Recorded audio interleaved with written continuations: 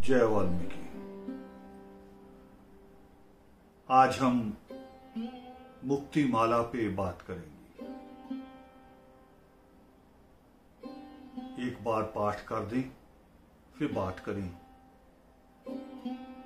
शुरुआत होती है आदि वाल्मीकाय नमो नमः। आदि वाल्मीकाय नमो नमः। आदि वाल्मीकाय नमो नमः। आदि वाल्मीकाय नमो। वह अक्षर का वास है, ल में लोक पर लोक, म मन में जो खोजता, क कर देता मोक्ष। लेकर मन के चार ये धागा ध्यान लगाएं, श्रुति शब्द को मेलकर तुमरा दर्शन पाए। वह अक्षर का वास है, ल में लोक पर लोक, म मन में जो खोजता, क कर देता मोक्ष। लेकर मन के चार ये धागा ध्यान लगाएं, श्रुति शब्द को मेलकर तुमरा दर्शन। मोक्षवान गुरु वाल्मीकि की जय। जगत पिता वाल्मीकि की जय। आदि धर्म की जय। आदि तीर्थों की जय। आदि धर्म के सभी महापुरुषों की जय। जो बोले सो निर्भय, सृष्टि करता वाल्मीकि दयावान की जय। आधर्म प्रेमियों, इसका जो नाम है मुक्ति माला,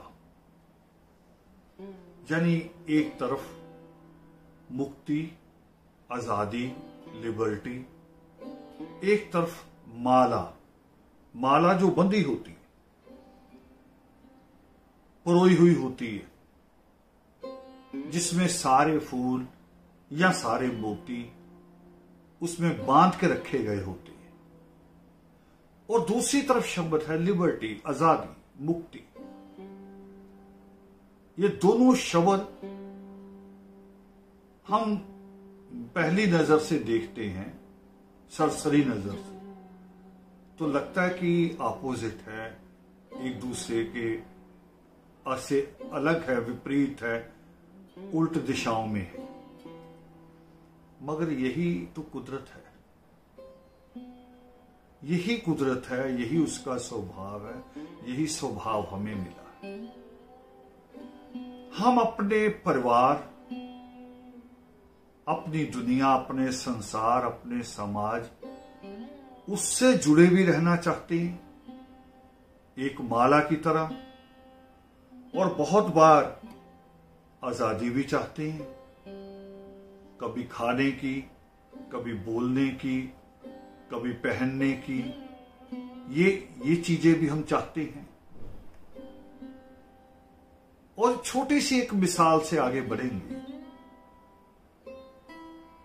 कि जब छोटा बच्चा होता है, मगर थोड़ा एक्टिव होने लगता है, जब हाथ पांव चलाने लगता है,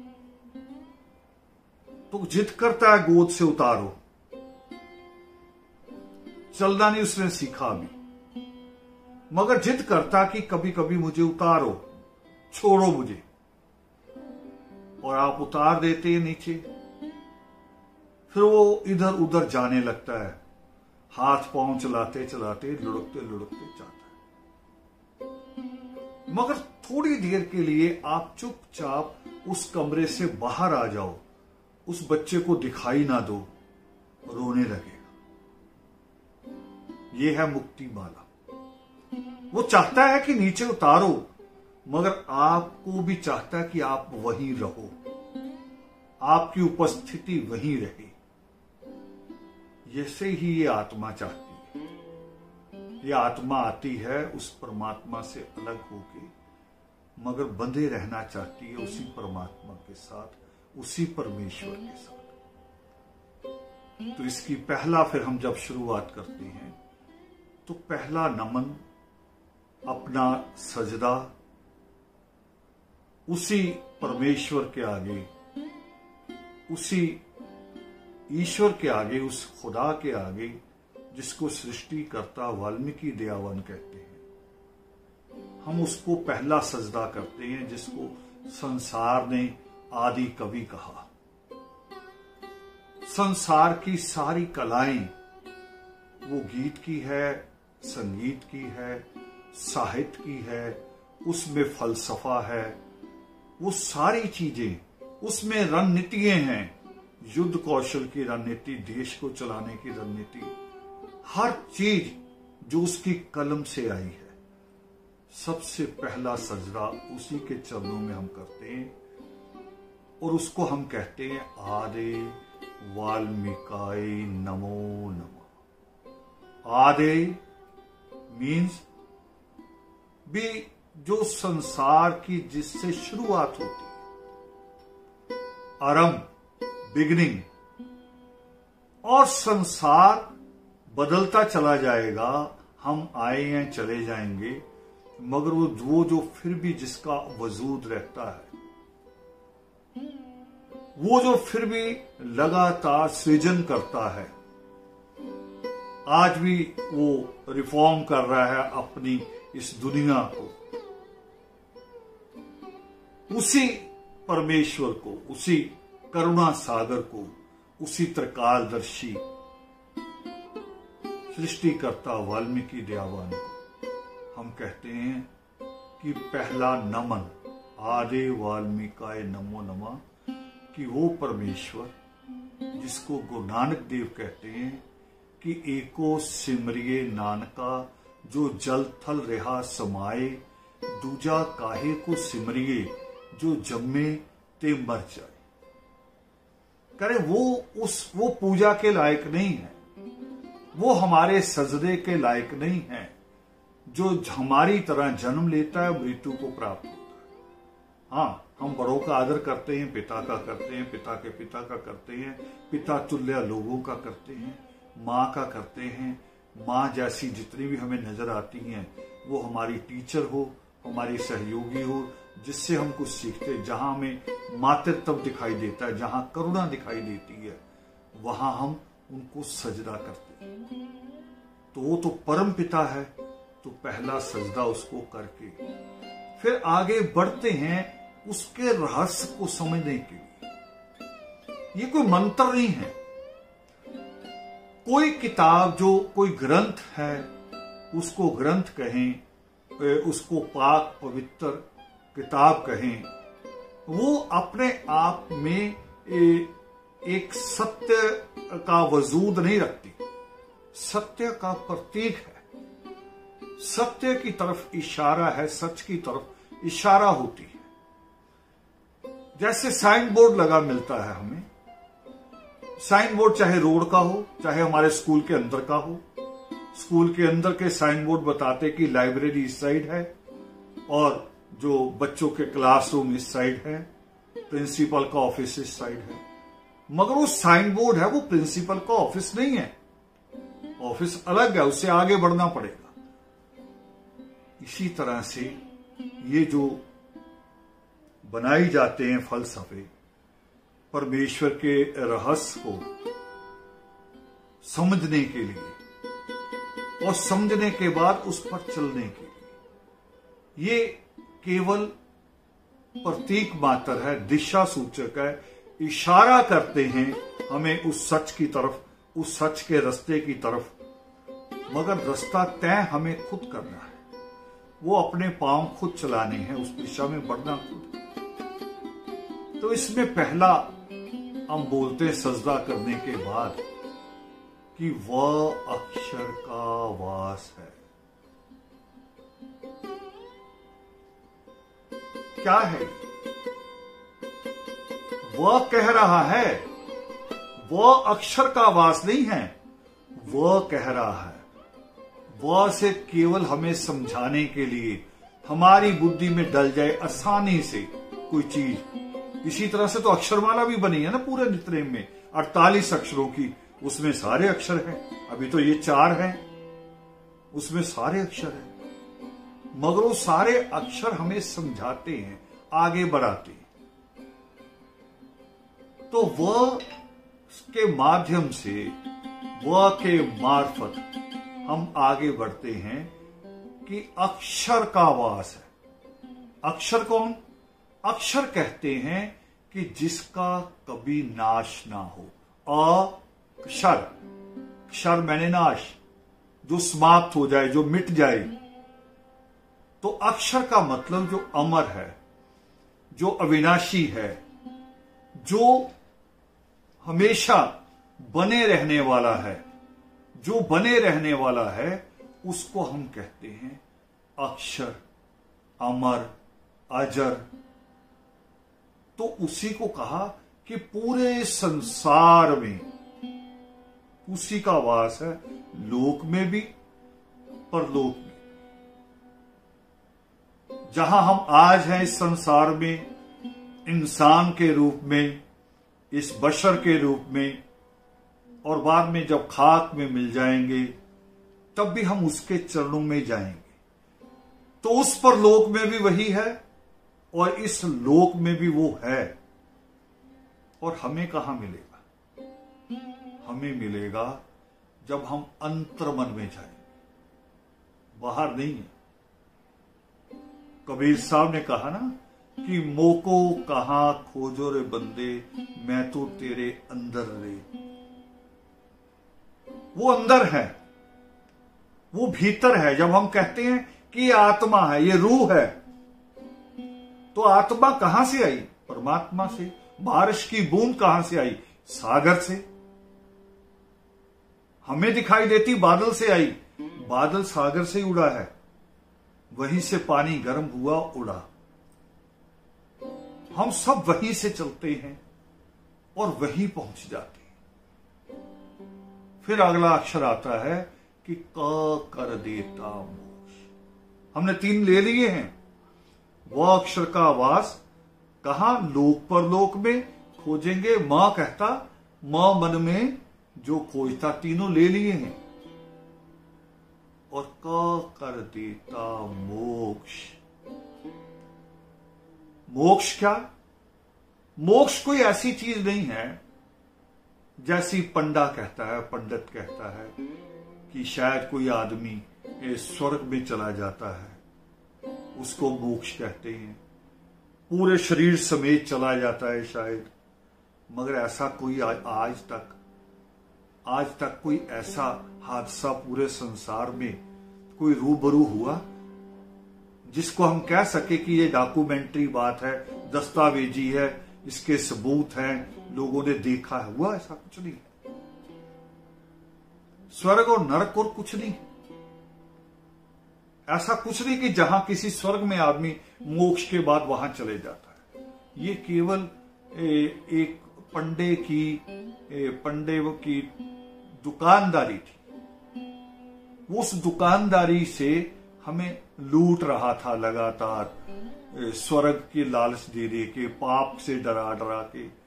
पाप और पुण्य का फैसला भी कोई कौन क्यों करेगा? हम ही देखिए ना कैसा होता है। 2 लोग लड़ते हैं, पुलिस उनको पकड़ती है, पुलिस भी फैसला नहीं करती। पुलिस फिर अदालत में पेश करती है और अदालत में बैठा जज भी 1 मिनट में फैसला नहीं करता। वो उनके वकीलों की मार्फत सुनता है। वो उनके द्वारा, वकीलों के द्वारा बात को समझने की कोशिश करता है, फिर वो फैसला देता है। मगर पाप पुण्य का फैसला हम या खुद ही कर लेते हैं या एक पंडा कर लेता है, कुछ पैसों में ही फिर पाप को पुण्य में बदल भी देता है। मोक्ष वो नहीं है। अगली लाइनों में आएंगे कि लेकर मन के चारे। अब ये 4 मनकों पे भी बड़ा एक भ्रम है, अभी तक समझे नहीं है हमारे साथ। हमारे जो विद्वान हैं, जो लोग पाठ करते हैं, जो अब हमसे पहले जो करते रहे हैं, वो इसी को कहते रहे कि ये वाला मां का ये मन के है ना। परमेश्वर ने ये नहीं कहा है। परमेश्वर के योग शिष्ट को उठाओ, उसमें कहा है, उसमें लिखा है कि तुम अगर देवी देवताओं को प्रसन्न करने की ताकत रखते हो तो अपने मन को ही शांत क्यों नहीं कर लेते? जरूरत तो उसको शांत करने की है, और देवी देवता तो कुछ है ही नहीं। परमेश्वर कहते हैं कि दैव मूर्ख लोगों की कल्पना है, वो तो कुछ है ही नहीं। फिर ये चार मन के कौन से हैं? ये चार मन के वो है जो परमेश्वर ने हमें बताए हैं, पावन योग सिद्ध में कहे हैं कि चार तरह के पुरुषार्थ हैं। चार तरह के कौन कौन से? धर्म, अर्थ, काम और मोक्ष।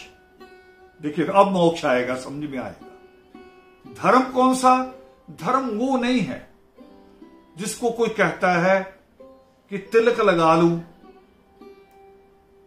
या टोपी रख लूं सिर पे, या टोपी हटा के पगड़ी रख लूं, जनेऊ पहन लूं या गात्रा पहन लूं। ये नहीं धर्म। फिर तो इसका मतलब किसी एक का तो धर्म है, किसी एक ड्रेस वाले का दूसरे वाले का नहीं है। धर्म वो नहीं है। परमेश्वर ने बहुत साफ लिखा है पावन योग शिष्ट में, वो कहते धर्म का अर्थ है स्वभाव।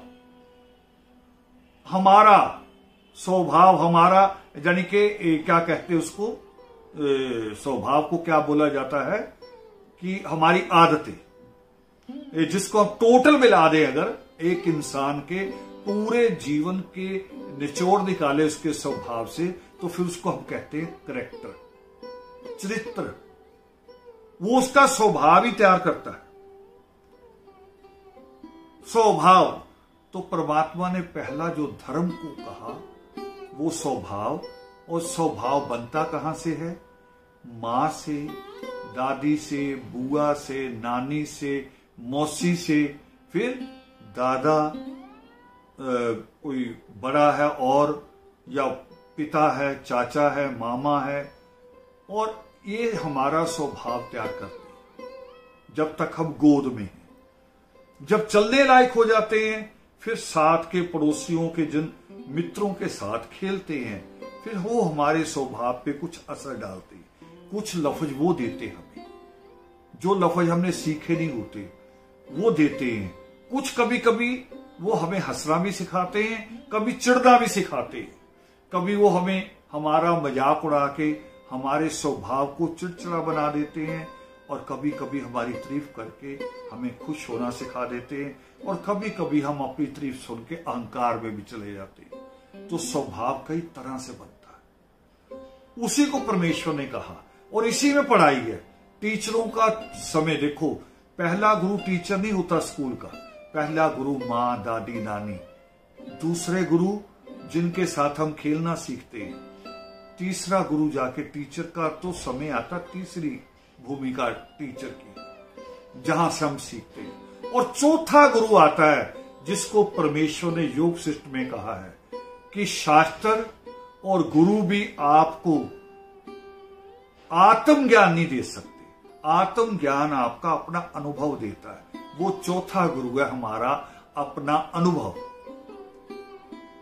तो इतना व्यापक है ज्ञान, मैं शायद मुक्ति माला से ज्यादा ही आगे जा रहा हूं, मुझे क्योंकि शॉर्ट करने को कहा था, मगर जरूरी था कि कौन से मन के, यहां मन के जरूरी हैं पुरुषार्थ में जो दिए परमेश्वर ने, धर्म, अर्थ, काम और मोक्ष। इन मनकों को अगर हमने सही से चलाया, जीवन के धागे में परोके, जीवन का धागा जो बचपन, जवानी, आगे गृहस्थ और फिर बुढ़ापा, ये जो जीवन, इस जीवन के धागे में, चारों में, इन चार मनकों का अगर सही से फेरा, तो परमेश्वर को तो मात्र इतना सा याद रखना है, जो कहा नितने में हमें उसका इशारा देता है। और परमेश्वर का अभी मैंने जो बोली, वो करे देवी देवताओं को नहीं खुश करो, अपने चित्त को। और नितने में हमें कह रहा है कि मधु का अर्थ सुरा है, सुरा नाम की रो, नाम नशा निश दिन रहे। इसके परमेश्वर के नाम का नशा तो हमेशा रहे, हर दिन रहे। काज जगत भी हो, पर जगत के काम बंद नहीं करते। जो लोग सोचते हैं, बहुत स्पष्ट परमात्मा ने ये भी लिखा योग शिष्ट में कि जो लोग सोचते हैं कि घर बार छोड़ दूं, कपड़े उतार के फेंक दूं, राख मान लूं, वो कह रहे ये पखंडी है। परमेश्वर ने सृष्टिकर्ता वाल्मीकि दयावान की कलम इतनी निष्पाप, इतनी निस्वार्थ और इतनी बेबाक है कि वो बिल्कुल लिख रहे हैं कि जो ये करते हैं वो कोई सच का मार्ग नहीं है, कोई परमेश्वर के घर का रास्ता नहीं है, वो केवल पखंड करते हैं। उससे कोई ना मुक्ति मिलती है, ना ज्ञान की प्राप्ति होती है, ना मन की शांति आती। तो मुक्ति माला की ये लाइन कि लेकर मन के चार ये धागा ध्यान लगाऊं, सुरती शब्द को मेल कर तुम्हारा दर्शन पाऊं। सुरती में क्या हो? सुरती में ये हो कि मैं उठूं तो उठते हुए कहूं आदे वाल्मीकि, बैठूं तो बैठते हुए कहूं आदे वाल्मीकि।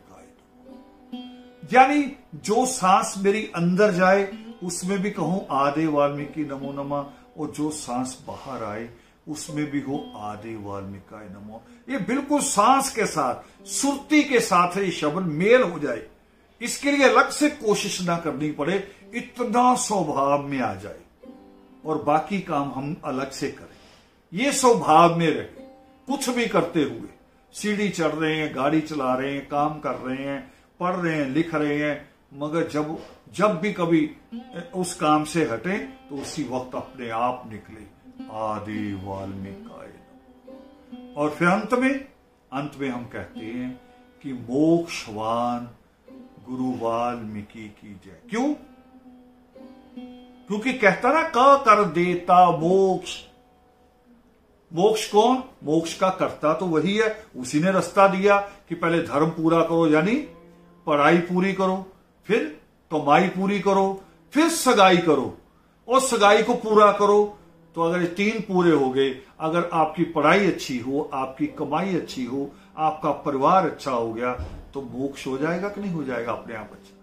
मोक्ष बने जहां इच्छाएं खत्म हो जाए, जहां मोह का क्षय, मोह का नाश, मोह नष्ट हो जाए, मोह का नाश हो जाए, उसको कहते हैं मोक्ष। तो मोक्षवान गुरु वाल्मीकि की जय, जगत पिता वाल्मीकि की जय, आदि धर्म की जय। आदि धर्म कोई अलग धर्म नहीं, जो परमेश्वर ने आदि से हमें दिया, शुरू से, पहले से, जो सारे इंसानों का रहा। कौन सा? स्वभाव वाला। आदि धर्म की जय। फिर आदि धर्म के उन सारे महापुरुषों की जय जिन्होंने इस विचार को, इस वाल्मीकि दर्शन को, इस वाल्मीकि धर्म को, वाल्मीकि फलसफे को, इस योग शिष्ट के सिद्धांतों को जिन्होंने हमारे बीच में बनाए रखा, वजूद को बनाए रखा, उन सारे महापुरुषों की यह, मगर एक ही लाइन में, अलग अलग से नहीं। अलग अलग से लेना शुरू करेंगे तो मैं उसे गिनूंगा जो मैंने देखा, जिसको गुरु के रूप में, कोई और देखेगा उसको गिनेगा, और फिर परमेश्वर का नाम हट जाएगा। हुआ है कई जगह, हमारे यहां राजस्थान में हुआ, लोगों ने नवल जी की मूर्ति लगा दी, परमात्मा की हटा दी, और ये पाप तो उन्होंने एक तरह से नवल जी के खिलाफ किया। नवल जी महाराज कभी भी ना करने देते, ऐसा कभी ना करने देते, और शायद ऐसे आदमी को कह देते कि मेरे सामने भी मत आना जो परमात्मा की मूर्ति हटा दे। उन्होंने काम किया परमेश्वर के लिए, तो उन सबका, चाहे वो बाबा खाकशाह हैं, चाहे वो बाबा शंकर दास हैं, गुरु ज्ञाननाथ जी हैं, संत केशवदास परवाना हैं, उन सबका, कोई भी जिनके नाम मैं नहीं भी जानता, वो सारे जिन्होंने काम किया, उन सब की जय कही जाती। और अंत में आके फिर हम एक बात बोलते हैं कि जो बोले सो निर्भय, यानी जो बोलेगा वो भय से मुक्त हो जाएगा। क्या? सृष्टिकर्ता वाल्मीकि दयावान की। जो सृष्टिकर्ता वाल्मीकि दयावान की जय बोलेगा वो भय से मुक्त हो जाएगा। आदि वाल्मीकि, आदि वाल्मीकि, आदि।